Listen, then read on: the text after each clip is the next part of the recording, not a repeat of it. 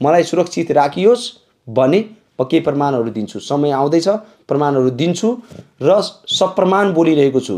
म तपाईलाई देखाउँछु कसरी विभिन्न दूतावासहरू राति 12 बजे सम्माननीय प्रधानमन्त्री सुशीला कार्कीको बालुवाटारको निवासमा छिर्छन्। त्यो गाडीमा को थिए? त्यहाँ त सीसीटीभी क्यामेरा छ नि। त्यो सीसीटीभी क्यामेरा नेपाली नागरिकको अगाडि के सार्वजनिक गर्नुहुन्छ? डेट मिति दिन म तयार छु।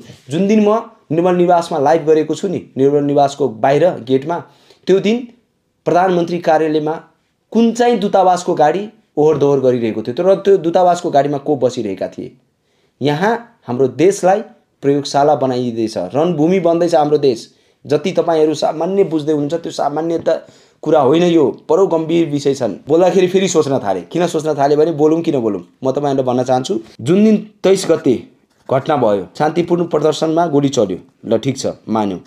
24 गते बानेश्वरको फुटेजहरू निकालियोस्। ब्ल्याक टी सर्टहरू कसको कोले लगाएको थियो र त्यो ब्ल्याक टी सर्टमा, कालो रङको टी सर्टमा के लेखिएको थियो, त्यो कुरा सार्वजनिक गर्ने आँट कसको छ? अब यो बोलिरहँदा त्यो ब्ल्याक टी सर्ट लगाउने वालाहरू मलाई टार्गेट गरिसक्यो। अब टार्गेटमा परिसकेँ, नो डाउट। दोस्रो कुरा तपाईहरुलाई भन्छु, सबै ठाउँमा आगजनी भयो हैन। प्रहरीको चौकीहरू प्राय हामी नेपालीहरू बुझ्छौँ। ल मानौ कुनै जिल्लामा के भयो, विराटनगरमा के भयो, कुनै घटना भयो भने धेरैमा के हुन्थ्यो?